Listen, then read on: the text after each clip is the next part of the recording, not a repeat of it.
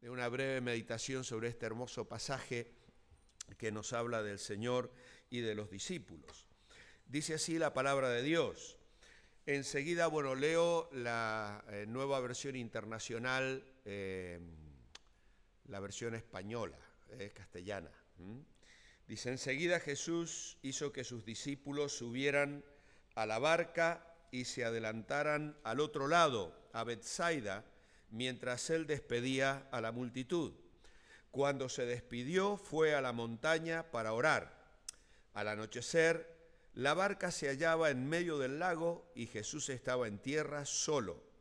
En la madrugada vio que los discípulos hacían grandes esfuerzos para remar, pues tenían el viento en contra. Se acercó a ellos caminando sobre el lago e iba a pasarlos de largo. Los discípulos, al verlo caminar sobre el agua, creyeron que era un fantasma y se pusieron a gritar llenos de miedo por lo que veían. Pero él habló enseguida con ellos y les dijo, calmaos, yo soy, no tengáis miedo. Subió entonces a la barca con ellos y el viento se calmó.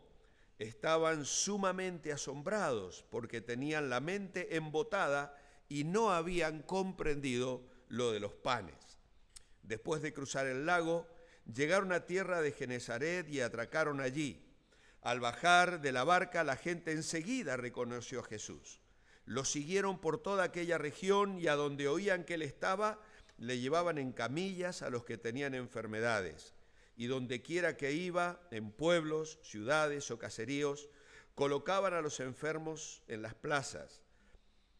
Les suplicaban que les permitiera tocar siquiera el borde de su manto, y quienes lo tocaban quedaban sanos. Preciosa historia que nos describe los milagros que el Señor hacía y la forma en que Él estaba impactando en los corazones, en la mente, en la vida de estos hombres a quienes estaba preparando. No cabe duda de que este es uno de los eventos que marcó de una forma muy especial la vida de los discípulos. El Señor había multiplicado los panes. En el párrafo anterior, Jesús alimenta a más de 5,000 personas. Ellos habían sugerido al Señor que despidiera a la multitud cuando comenzaba a atardecer, porque preveían un problema, que no habría cómo alimentar a aquella cantidad de gente. Sin embargo, el Señor multiplica los panes y los peces y se produce algo allí verdaderamente asombroso, una lección extraordinaria. Ahora, las gentes, nos dicen los otros evangelios, comienzan a hablar acerca de Jesús y de hacerle rey. Claro, obviamente, pues si esta persona nos soluciona el problema del alimento de esta forma tan extraordinaria, pues hay una murmuración, unas conversaciones que están apuntando hacia levantar la persona del Señor a un sitio de autoridad. Sin embargo, Jesús les despide diciéndoles que debe retirarse a orar. Literalmente dice la Escritura que el Señor obliga a los discípulos a subir a la barca y cruzar al lago, al otro lado. Yo no sé qué es lo que los discípulos pensarían, que el Señor cogería luego otra barca de alguna de las personas que estaban allí. Había una gran multitud. Habían salido de distintas regiones para escucharle, para estar con él. Caminaría el Señor alrededor del lago. Yo he disfrutado de poder visitar en el mes de noviembre pasado y navegar precisamente por ese mar. Una experiencia muy bonita en mi vida personal, pero la verdad es que no creo realmente que los discípulos hubiesen pensado en que él iba a rodear, porque son muchos kilómetros, no es un laguito pequeñito de estos que tenemos en nuestros parques de aquí. El mar de Galilea de hecho se levanta unas tempestades muy grandes allí. Así que yo creo que quizá ellos pensaron, bueno, el Señor cogerá otra barca para llegar un poco más tarde. Sin embargo, el Señor está buscando otra oportunidad para dar una lección inolvidable y dejar una huella en la mente y el corazón de aquellos débiles pescadores. Lo primero que yo quiero destacar aquí es lo que encontramos en el versículo 45, que es el mandato concreto del Señor. Enseguida Jesús hizo que sus discípulos subieran a la barca y se adelantaran al otro lado, que pasaran al otro lado. Y como dije recién, literalmente en el original la palabra es obligó. Ahora, hermanos, es bueno destacar en esta mañana que tenemos un Dios que desea revelarnos, mostrarnos su voluntad concretamente. Es cierto que no vemos al Señor físicamente y es cierto que a veces nos cuesta discernir cuál es la voluntad del Señor para nuestras vidas en determinadas circunstancias de nuestra vida. Yo recuerdo momentos en mi adolescencia, en mi juventud, luego ya de casados con mi esposa. Hombre, la verdad es que nos hubiese gustado que el Señor se nos manifestara y nos dijera de una manera concreta, tenéis que hacer esto o no tenéis que hacer aquello. El Señor, de una manera literal, estaba con ellos allí en persona. Era Dios hecho hombre. Ahora, los discípulos estaban en ese proceso que luego al final el propio texto lo dice, tenían la mente embotada, no habían comprendido los de los panes y estaban en ese proceso de llegar realmente a entender que esa persona que estaba con ellos era Dios hecho hombre. Ahora, la verdad en mi vida personal y espiritual es que de una manera muy especial en mi adolescencia, para mí conocer la voluntad del Señor era algo muy difícil, muy lejano, inalcanzable. Quizá los ancianos de la iglesia o aquel pastor inglés que pastoreaba una iglesia cercana en la ciudad donde yo vivía y aquel hombre era, bueno, la expresión máxima de la santidad que yo pudiese imaginar. Tal vez él podía llegar a conocer la voluntad de Dios. Pero yo con mis luchas, con las situaciones cotidianas de cada día, con mis problemas con la tentación, con el pecado, con mi propio carácter, llegar a conocer de una manera tan concreta y específica la voluntad de Dios, pues eso no era posible. Pero hermanos, tenemos la Escritura llena de promesas maravillosas, de un Dios cercano, de un Dios que viene a nuestro encuentro, de un Dios que quiere hablar a nuestros corazones. El Salmo 32, versículo 8 dice, te haré entender y te enseñaré el camino en que debes andar, sobre ti fijaré mis ojos. El Salmo 25, 9 dice, encaminará a los humildes por el juicio y enseñará a los mansos su carrera. Proverbios capítulo 3, versículos 5 y 6 dice, fíate de Jehová de todo tu corazón y no te apoyes en tu propia prudencia. Reconócelo en todos tus caminos y Él enderezará tus veredas. En Juan capítulo 8, versículo 12, Jesús dijo, yo soy la luz del mundo. El que me sigue no andará en tinieblas. Y hermanos, debemos atravesar peregrinando por el desierto de este mundo. Pero el Maestro ha prometido estar aquí con nosotros, acompañarnos. Lo acabamos de cantar. Una de las estrofas decía, mi mano Él no va a soltar. Mi mano Él no va a soltar. Estamos seguros que aquel que ha puesto las estrellas en su sitio y les ha señalado el rumbo, no dejará de guiar un alma que no tiene otro anhelo que hacer su voluntad. Y amados hermanos, si hay en nuestro corazón esa disposición y ese compromiso, podemos estar tranquilos y seguros de que el Señor va a guiarnos, va a hablarnos. va a usar personas, va a usar circunstancias, va a usar su palabra, pero Él va a cumplir su promesa si nosotros queremos vivir en el centro de su voluntad. Vamos a recibir la bendición de dar pasos con la certeza de que Él nos guía, así como aquellos discípulos subieron a la barca sabiendo que el mandato del Señor era pasar al otro lado. Otra cosa interesante de este pasaje es destacar el ministerio de intercesión del Señor. Dice que Él les mandó pasar a Betsaida mientras Él despedía a la multitud, y cuando se despidió fue a la montaña para orar. Y esto es otra cosa que nos impresiona al mirar la vida de Jesús, la vida de oración de Jesús. No solo nos impresiona, sino que nos desafía. Dice en Marcos 6:35 que ya se había hecho tarde.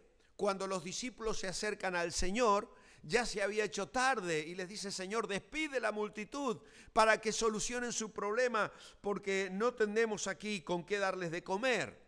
Así que el Señor realiza el milagro, alimenta a la multitud, y hay quienes sostienen que probablemente fueran ya las 8 de la tarde cuando Él envía a los discípulos a cruzar al mar y despide a la multitud. Por lo tanto, a las 10 de la noche, más o menos, el Señor ya estaría a solas con su Padre. Ahora, si seguimos leyendo, versículo 48, dice: en la madrugada o en la cuarta vigilia de la noche. No sé qué versión tenéis aquí. Al venir la noche, es la Reina Valera 60. La barca estaba en medio del mar, ahí está. Y viéndoles remar con gran fatiga, porque el viento les era contrario, cerca de la cuarta vigilia de la noche, vino a ellos andando sobre el mar. La división romana de los horarios es más o menos la siguiente. De las 6 de la tarde a las 9 de la noche era la primera vigilia. De las 9 de la noche a las 12, la segunda vigilia. De las 12 de la noche a las 3 de la mañana, esa era la tercera vigilia. Y la cuarta vigilia era entre las 3 de la mañana y las 6 de la madrugada. Así que si el Señor subió a orar al monte a las 10 de la noche y vino a ellos cerca de la cuarta vigilia de la noche, pues es fácil deducir que el Señor había permanecido unas 4 o 5 horas en oración, en soledad con su Padre. Claro, para Jesús la oración no era difícil, no era algo duro ni penoso, como lo es para muchos de nosotros. Yo confieso que ya orar más de 15 minutos se nos hace pesado. Los jóvenes que vienen a los cultos de oración o algunos que hoy son ya ancianos en la iglesia me cuentan que cuando eran niños iban al culto de oración y se entretenían cronometrando las oraciones de los hermanos, y sabían exactamente y apostaban a ver a cuántos minutos y hacían competencias entre ellos. Se nos hace difícil orar. Ahora, hermanos, la oración no fue creada para generar en nosotros un tremendo sentimiento de culpa por no pasar largas o aflictivas horas en oración. Pablo, hablando a los filipenses en el capítulo 4 y el versículo 6 y 7, dice allí la palabra: no os inquietéis por nada, más bien en toda ocasión, con oración y ruego, presentad vuestras peticiones a Dios y dadle gracias, y la paz de Dios, que sobrepasa todo entendimiento, cuidará vuestros corazones y vuestros pensamientos en Cristo Jesús. Así que, hermanos, lo que vemos en la Escritura es que la oración en el contexto bíblico está enseñada, está mandada para producir en nosotros paz, no para quitarnos la paz. Para quitar de nosotros la ansiedad, no para producirla. Ahora, a veces nosotros nos sentimos culpables y la realidad es que ¿quién se siente experto en la oración? Siempre sentimos que tenemos algo más que aprender, algo que mejorar, algo que avanzar. Y si eres una persona de oración y no tienes problema en pasar vigilias de oración, pues gloria a Dios por eso. Pero yo descubro que en mi caso personal necesito utilizar recursos que el Señor me da. Muchas veces en mi vida personal utilizo lo que llamo la hora que cambia el mundo. La hora que cambia el mundo. Y entonces busco la presencia del Señor y dedico mis 5 primeros minutos para escuchar 1 o 2 alabanzas al Señor. Hoy doy gracias a Dios por el móvil, por YouTube. A veces escucho una buena canción aquí del grupo Alabanza y la puedo buscar y encontrarla y volverla a recrear y disfrutarla en casa. Hay tantos recursos para escuchar buena música cristiana. Los otros 5 minutos son para confesar, buscar el rostro del Señor, limpiar mi corazón, reconocer lo que su sangre preciosa ha hecho por mí en la cruz del Calvario. Los otros 5 minutos para leer un salmo o un pasaje bíblico. Y otros 5 minutos para otra alabanza. Y luego otros 10 minutos para intercesiones. Tengo listas de oración, los hermanos de la iglesia, las situaciones particulares de la vida de la iglesia. Y así voy alternando. Y cuando quiero acordar, muchas veces la hora que cambia el mundo se me ha pasado volando. Pero si pretendo estar orando durante media hora, pues no lo consigo. A los 10, 15 minutos ya mi mente está pensando en situaciones personales de los hermanos, de mi vida, de mis hijos, de la vida, del ministerio.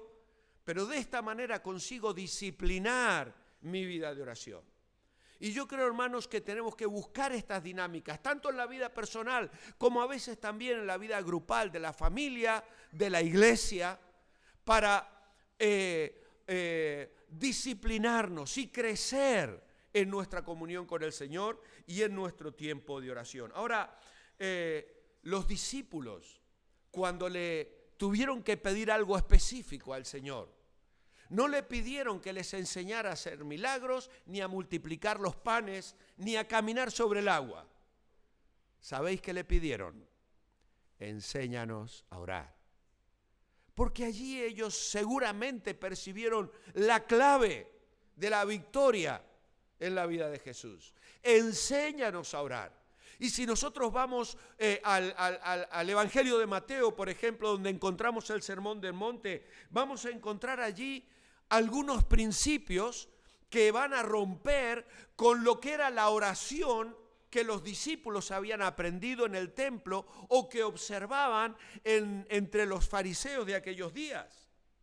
Entre aquellas personas la oración había dejado de ser una expresión libre para convertirse en un ejercicio formal, una oración para cada ocasión, algo rutinario, carente de originalidad.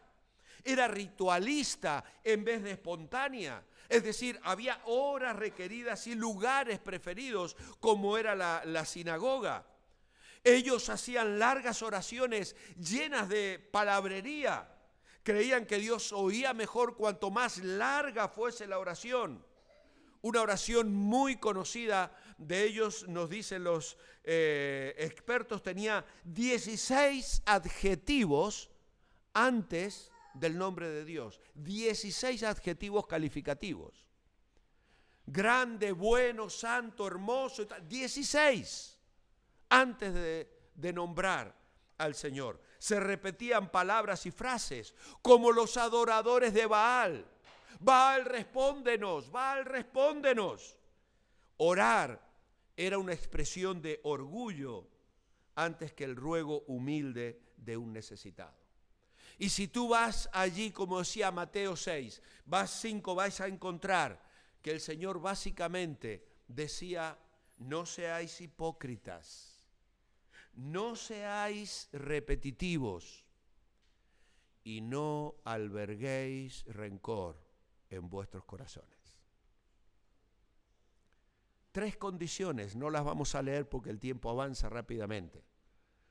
Pero la vida de oración del creyente debe estar despojada de hipocresía, de repeticiones y de guardar en nuestro corazón rencor. Otra cosa que me llama la atención de este pasaje es la perseverancia de los discípulos. El versículo 48 dice que en la madrugada vio que los discípulos hacían grandes esfuerzos para remar, pues tenían el viento en contra. Grandes esfuerzos. Ahora, detengámonos un segundito aquí, no podemos ir muy rápido, pero Jesús les había mandado cruzar al otro lado. Y ellos habían obedecido al Señor, era su única meta. Ahora de pronto hay una tormenta, un viento que les era contrario, pero para ellos no fue excusa para volver atrás. Habría sido muy fácil, pero ellos remaban con grandes esfuerzos. Ahora, si nosotros pudiésemos acercarnos a aquellos discípulos y hacerles un reportaje como los que vemos en la televisión, llegar y subirnos en la barca con una cámara y un micrófono en la mano para preguntarles qué estaban sintiendo en ese momento. ¿Qué creemos que ellos nos responderían? ¿Qué nos podrían decir? Pues podríamos pensar en muchas cosas, tantos como los que somos aquí. Pero quizá Mateo diría: estoy cansado de remar. Sabes, yo nunca había remado tanto como hoy en mi vida. Solo me sentaba en el banco de los tributos y mis bolsillos se llenaban cada día. Y aquí estoy, no tengo nada, estoy asustado e incluso estoy temiendo por mi vida. Si le pudiese preguntar algo a Tomás, a lo mejor Tomás me diría: no entiendo nada, no sé qué se propone Jesús. Nos ha dejado solos en esta tormenta y además Él no está. No le veo razón a todo esto. La verdad es que estoy muy desalentado. Si le preguntara algo a Pedro: ¿será posible que nos suceda esto? ¿Dónde estará Jesús? Menos mal que nos dio una buena cena y tenemos fuerzas para luchar contra las olas y el viento. Vamos, muchachos, no aflojen. Ese sería Pedro, ¿no? Dice que remaban con gran fatiga, atormentados en el remar. La idea es frotar contra una piedra, poner a prueba.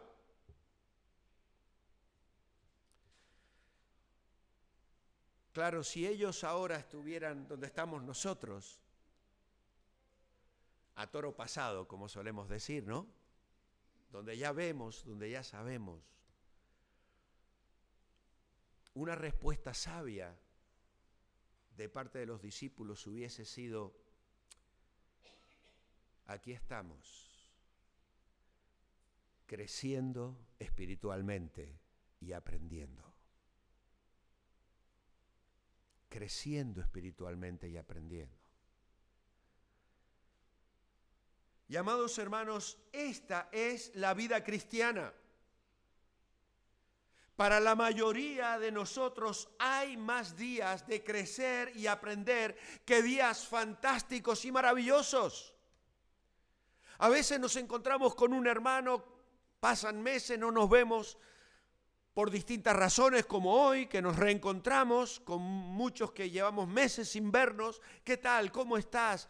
Y a veces la respuesta es superficial. Bien, bien, bien, bien, ¿no? Ya ni queremos contar a veces las penas, menos los achaques.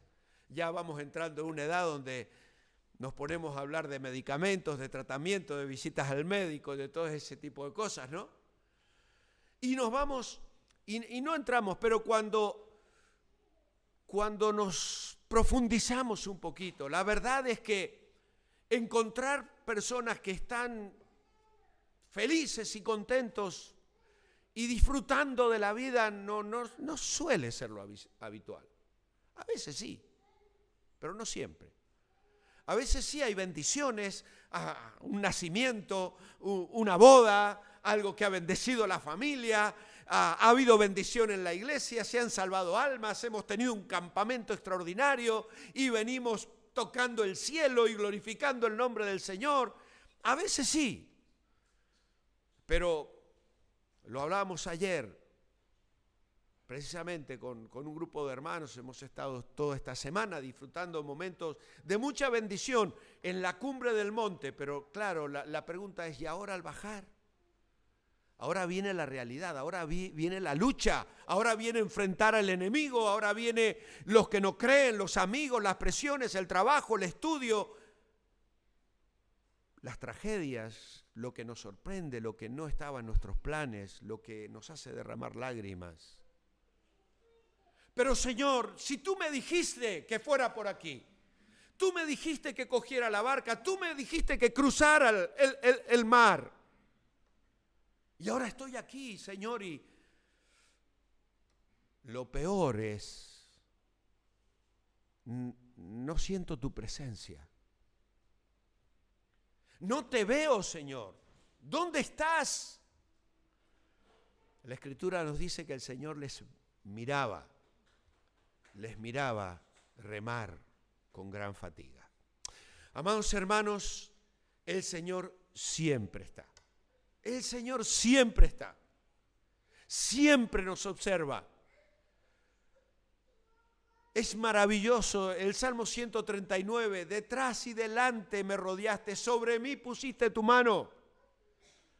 Tengo un escrito en mis devociones personales al que vuelvo frecuentemente, que tiene las citas bíblicas donde el Señor promete estar por delante y por detrás, por arriba y por abajo, y alrededor de nosotros. Y además de eso, dentro de mí, por el Espíritu Santo. Así que, hermanos, si yo estoy en el anhelo de mi corazón de hacer la voluntad del Señor, de vivir para agradarle a Él, puedo tener esa certeza. Mi mano, Él jamás la va a soltar. Y allí aparece el Señor. El Señor viene a su encuentro. Ellos están enfrentando la dificultad de la obediencia. El hecho de que hacer la voluntad del Señor no es garantía de ausencia de dificultades. Pero el Señor les estimula con su presencia. El sentir que Dios está con nosotros, que nunca nos conduce por ningún lugar cuyo paso sea tan estrecho que Él no pueda atravesarlo con nosotros. Y esa experiencia lleva a los discípulos al conocimiento renovado de su persona gloriosa.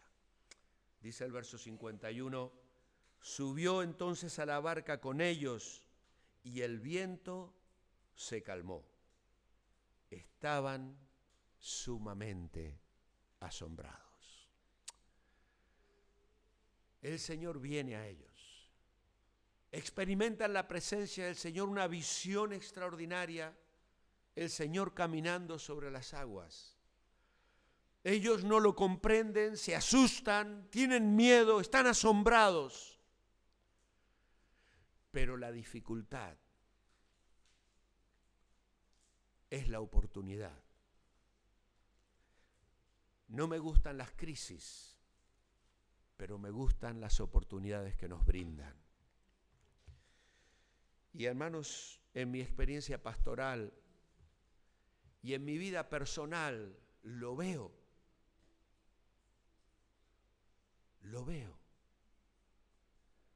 Veo a veces hermanos sufrir situaciones tan duras y difíciles en sus vidas. Pero, ¿cuántas veces esos hermanos son los que más me bendicen?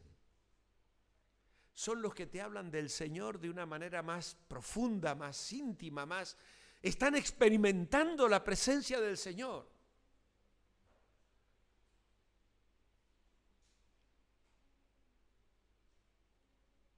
Es así, hermanos. En mi vida personal le decía esta semana a mi esposa, es que yo en situaciones de mayor crisis he vivido las mayores experiencias de sentir la guía, la dirección, la paz del Señor.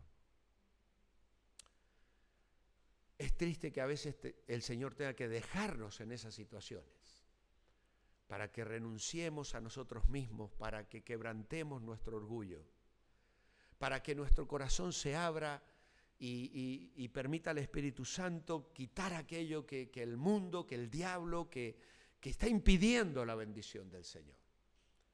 Pero precisamente el Señor permite estas situaciones en su voluntad para darnos las mejores lecciones, para hacernos sentir de una manera más personal e íntima su presencia. Sin duda hay mucho más aquí, pero espero que lo que he compartido os sea de bendición y sea también para la gloria de Dios en vuestras vidas y en